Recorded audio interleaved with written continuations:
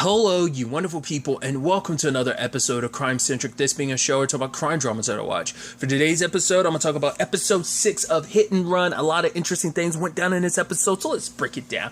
Well, first and foremost, we're picking up with the Segev situation. Obviously, him switching trains as obviously authorities are kind of catching up to him. But it's like, I was wondering, it was like, is that TSA? I mean, they were really quickly ready with the guns drawn, but I was like, well, once again, we don't know what was said. Well, we now know his real name's Reese, but Martin/Reese ended up like he's part of the CIA, so they can put out whatever they want to. We don't know what they said. I guess all they just had to say was like, "Oh, Segev, if you see this man, he needs to be detained. So like, let us know if you see him. He needs to be detained." Yada yada yada. That's probably all you really need. But I thought it was really interesting when Segev doubled back to JFK because it's like, right, like they think you wouldn't be here because why would you be back here in the place that you escaped from? Like, it makes it the perfect hiding spot, like right underneath their nose. And lo and behold, who does he see outside giving out orders? Freaking Martin. I was like, oh, because I figured in retrospect, it's like, okay, like he wanted Segev to, I guess. Because I figured, like, the whole thing was set up to get Segev to try and go home so he could get captured at the airport. I mean, I thought it was interesting when some Martin's like, oh, I'm not even actually in Tel Aviv. I said all of that just to draw you in. And it's like, yeah, I'm here barking out orders. So Segev, like, follows him. And later, when he's waiting, lo and behold, it's not Martin/Reese. It's actually his wife. And I love Segev pretending to be like, oh, yeah, like, hey, I know your husband. We work for the agent. She's like, really? He's like, yeah. Maybe we should take a photo together. And it's like, oh, send it to him right now. Oh, yeah, that's so fun. And I love that lady walks by him and is like, oh, namaste. He's like, and he says in Hebrew, fuck you. And I'm like, I love that. It's like, the lady's just doing her thing. It's like, yeah, it's just yoga. You ever do hot yoga? And he's like, oh, yeah, like I've lost 100 pounds. Like, oh, your husband probably wouldn't even recognize him. It'd be crazy. Like, let's take a picture of him. He's going to be like, what? How did he get? Like, I love how Segev, like, played that. That was interesting. Reese not too happy about it, so he's setting up security to like, yeah, don't let anyone in, don't take any deliveries. It's like, I mean, what'd you kind of expect? The dude was gonna get, I guess he just didn't expect Segev to get that close. It's like, kind of shows like, it's like, once again, they have to know what Segev's past is. Like, did you like think it was going to be that easy to take him down? I mean, it's not necessarily Jason Bourne or like some Liam Neeson from Taken. I mean, it kind of borderlines on that, but it's still like he is a well-trained person that like, did you really think it would be that easy? Even though you can admit sometimes he let his emotions get the best of him, so he's not like a well-oiled machine that a lot of times he like, I mean, this doesn't just apply to him, it applies to Ron too, that they aren't on their A game. They are proficient at what they do when they're not like flying by the seat of their pants like they have been this entire time. Because Segev's like emotionally invested because it's like, yeah, it's not just like a straight up mission here in and out type of thing. It's like, no, like he has a personal skin in the game. He's out for revenge, and it's clouding a lot of his judgment and making him not making the most rational moves that he should. Like I said, they're all both flying by the seat of their pants in certain regards. So obviously Segev meets up with Naomi, who ended up telling her husband about what's going on, which he was like, oh, that's interesting, but also like, you should kind of back away. This is the CIA we're talking about. Like, you revealing like national secrets like that could get you in a big world of trouble. But for her, it's like, this could be such a big story. But also he's like, yeah, but as a journalist, you're not supposed to be a part of it. So she's like, I'm not. But there is some part of you that is kind of like, I mean, that's the dangers of being a journalist, a reporter. Like, the fact is that, but she has kind of implanted herself in the story. Like, yes, it's about the truth getting out there, sure, but it does seem like you have kind of put yourself as a character in the story rather than kind of being the objective person you're supposed to be. You're like heavily invested into it. I mean, I get exposing the truth and everything, sure, but I do see where her husband's coming from, which kind of makes me go, okay, maybe her husband's not as bad as I thought. Like, it just, I mean, to be fair, it's like Ron had brought it up last episode. Like, I think that basically it's like, oh yeah, like Henry doesn't like you. He's like, he doesn't like me, but he sure as hell doesn't like you in particular.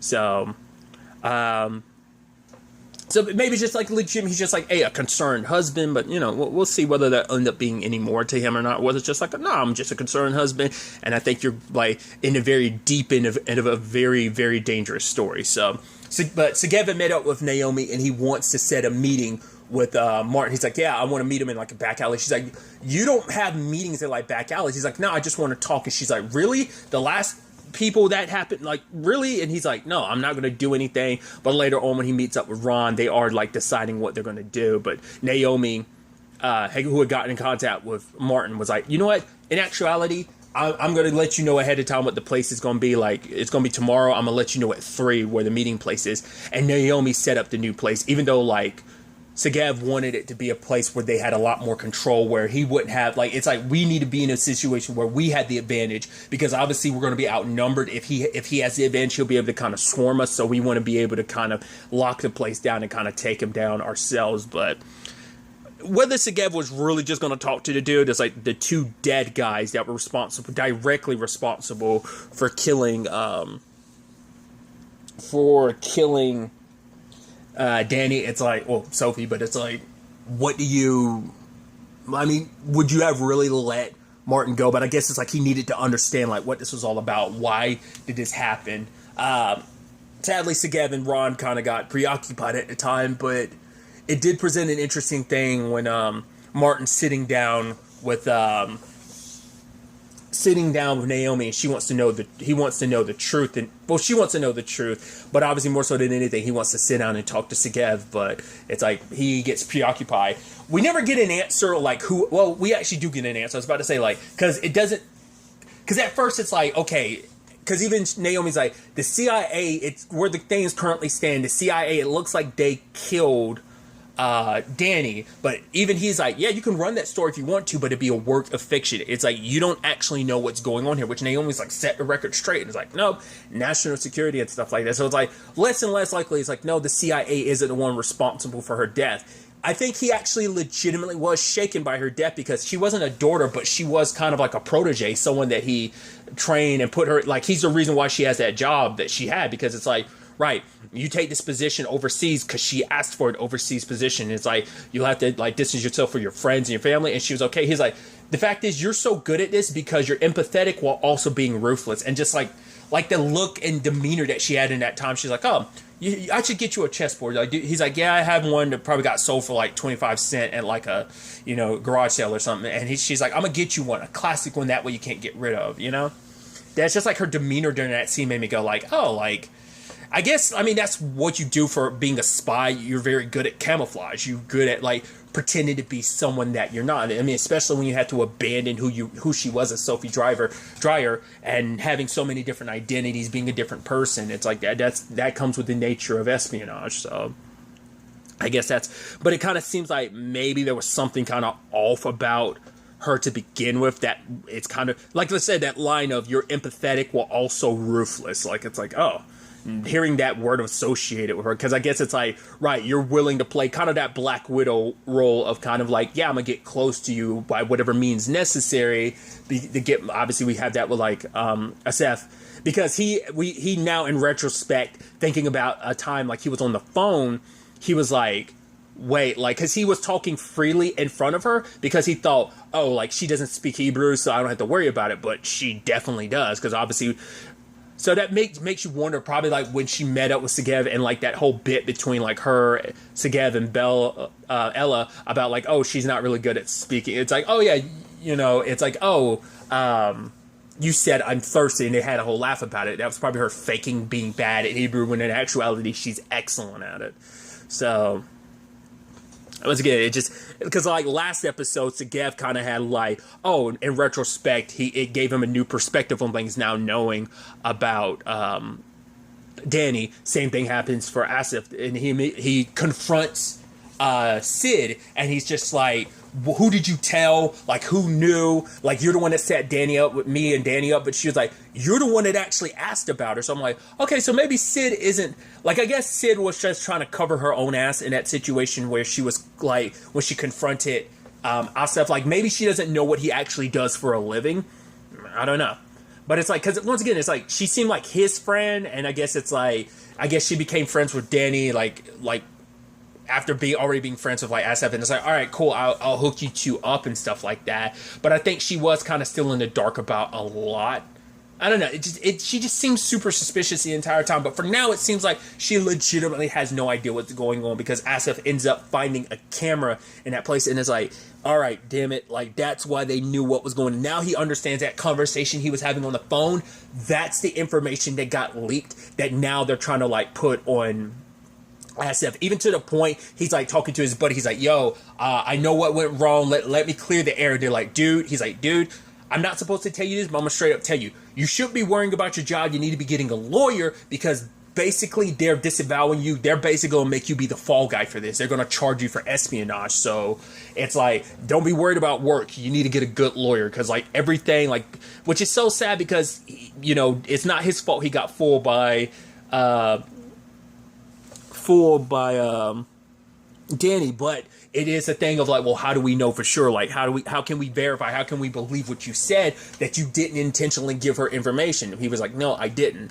Now, I was wondering, like, did she do some snooping of her own? It's like, no, because he was ignorant into believing, like, oh, she's just some American here. She doesn't actually thoroughly know the language of, you know, thoroughly enough know Hebrew to understand what I'm talking about. But it's like, yeah, you still shouldn't be talking about classified information around someone. Like, you know, it's like, oh, this is my love and I'm okay, and blah, blah, blah. Poor bastard. You kind of feel bad for him. And once again, it's just like one blow after, because obviously he just got kicked out of his place. His wife's like, yeah, make sure you give me the keys. Cool. And it's like, you have nothing because you don't even have the woman you're having an affair with that you were so in love with. You don't even have her at the end of the day because she never existed. So you're kind of going through the same thing Segev is going through, but it's like, it's just one blow after a blow, and you kind of feel bad for him. At the same time, you have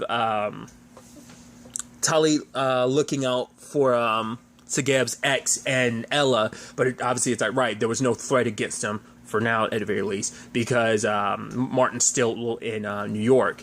But she gets chewed out by her boss and even suspended because, like, she didn't offer, because she knows she was in the wrong. So I guess that's why she was like, right, I went behind your back. I went on your computer to find something. It's like, yes, it's related to this case. But besides, he also told her not to get on this case. But it's a whole complicated thing that she kind of bends. Like, as she said that someone had warned that she's very blind when it comes to Segev, like that she kind of blindly follows his lead, you know, because it's like, I think they're pretty tight for cousins. I mean, I don't know, like I feel like I'm not that close to every one of my cousins, but I mean, this is one cousin in particular, but it is a thing of like, right, like I'm kind of crossing a lot of lines for him because it's like, she's like realizes like he's in his pain and he needs to know the truth, especially considering what's going on is on such a large scale that it's like, right, any help I can give him, I can give, but I'm also threatening my own life and putting it in danger. Then like she can't breathe, so it's like, is it something related to the baby? I'm like, all this stress it's probably putting on her. I mean,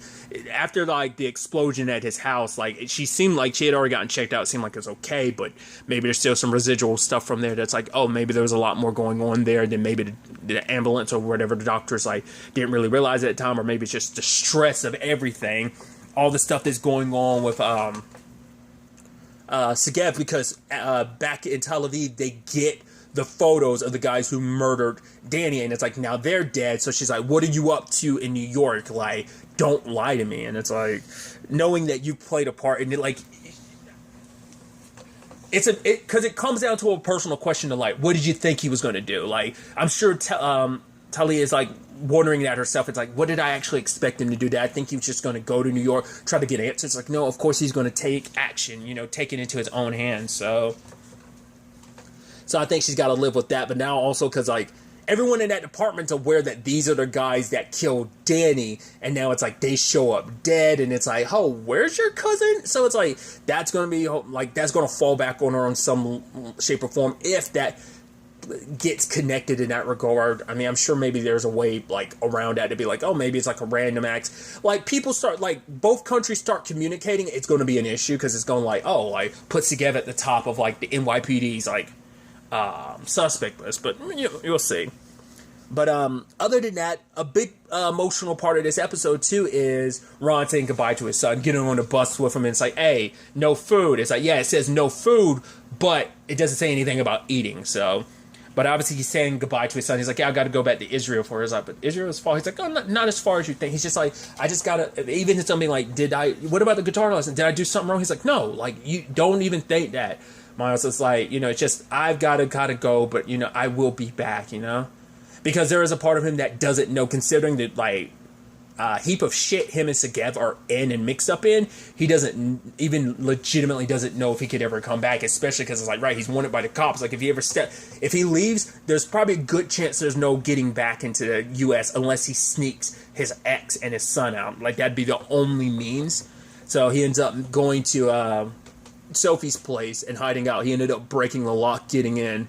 But it's like the whole thing of like, oh, there's olive oil, fix it. He's like, no, what about WD-40? They had that whole bit back and forth. It's like, oh, you're fucked. It's like, no, my friend, you're fucked. No, you're fucked up, and no, you're fucked up. You know, that little back and forth. But at the same time, like, they're on their way to the meeting. Obviously, there's traffic and everything, and there's some shooters on a bike, and initially I'm like, okay, did Martin set that up? But it's like, no, Martin wouldn't know where Segev is coming from because he's unsure where Segev is. So I was like, okay, so maybe that's implying like, so it's not. I was because at my meeting, Martin was like, was it Issac? Did Issac finally catch up to you? Because we haven't really caught up with like whether or not he's still got any plans about taking you guys out. They end up like one biker gets away, the other one like good on Ron, grabbing the gun, yanking the dude in, bam, landing in some good blows. But at the end of it all, Ron got shot, and I think it was probably like an artery or something that was nipped because he starts bleeding like crazy. And you know, it's just like, got to get you to hospital, but he's like, no, there's gonna be too many cops. You know, I think at the end is like, whether that's for his own safety or whether he's like, I'm not gonna make it. Whether he thought like he just didn't want to go there. There'd be like a lot of cops and people getting involved because Segev would get in trouble. So either just straight up self-preservation or just looking out for his bro. But you know, for Segev, he blames himself because like he asked Ron to walk away from this, but Ron was like, "No, like we're bros. Like there's no way I'm gonna leave here alone." And it's like now it's like his son's gonna have to grow up without his father, and it's like this is because even Segev said like, "Yeah, this is my mess to fix. I like created this, so let me be the one to fix it. Like no, you know, you get out of here because you still have your family and everything." And it's like. And so Segev proceeds to beat the ever-living crap out of the dude. I said the dude. And it's like, okay. He's like, who do you work for? He doesn't give an answer. I was like, it's going to be Issac, isn't it? And then he says an interesting line where he's like, your wife was like a fucking traitor. And it's like, wait, what? So then I'm immediately like, whoa. So are we saying that, is that line seems like it's implying that Danny was a double agent. So I'm like, was she actually like a CIA agent that like, was double crossing the CIA to work with the Israeli military or government, or was it like she was actually an Israeli agent pretending like going undercover, pretending to be a CIA agent, ratting on the Israeli? I don't know, because like the person that ended up sending that hit was Tamir. So it's like, wait, what's going on? Like, who did she like? Once again, it's that spy game of like, who did she actually work for? Like, was the CIA like, was her working for the CIA to double cross? Like, or was it even like, was there actually a third party involved in this that Tamir's like a part of it? It's so interesting because it's like he's grilling Asaf about this, but obviously it seems like he has some deeper ties to this as well. Once again, just that line of like, oh, she was a traitor. And I'm like, I don't know. I guess it's because there's no, once again, it's the thing of sending people after Segev because there's no telling what she told Segev. So that's like, because it's like Martin obviously wants him dead. But now it seems like, it literally looks like both agencies want him dead now. I mean, to be fair, Martin wanted to sit down and talk, but who's to say Martin didn't have people on standby ready to whether it's lucky or unlucky. Well, unfortunately for Ron, they ended up getting like ambushed, but that's why I'm like, I don't think Martin was a part of that. Or Reese, I think he just... It's just that thing of like, I don't know what to believe and what to think in this regard. It just pops up way more questions. Like that line, you can't help but feel like she was double crossing some agency. The question is, who was she really working for? Like I said, was it really the CIA? Or she was double crossing the Israeli government, or was she actually working with the Israeli government? And pretend, I don't know. Hopefully we get some more answers to this going forward into the next episode. But your boy Segev's not in a really good position because the only ally he has now is Naomi, but he's definitely not going to want to get her involved, especially after losing Ron. It's like, yeah, this is too much of a dangerous situation, and he's probably going to try and cut ties with her. Once again, it's still the thing of, yeah, like, everything seems okay on a Tel Aviv front, but it's still like, I don't know, man, your family's kind of unguarded. You know, your sister's not in a favorable position with the cops right now because she kind of got suspended, so they all seem vulnerable right now. Like, there's vulnerability all around. Like, Segev's not really secure. Naomi's not really secure. Your cousin, your daughter, like your family in general. We'll have to wait and see where everything ultimately ends up taking us going forward into the next episode. But really, that's all I'm going to talk about. Until the next time we meet, be happy, be safe, live life to the fullest, and enjoy it. Good day, and goodbye.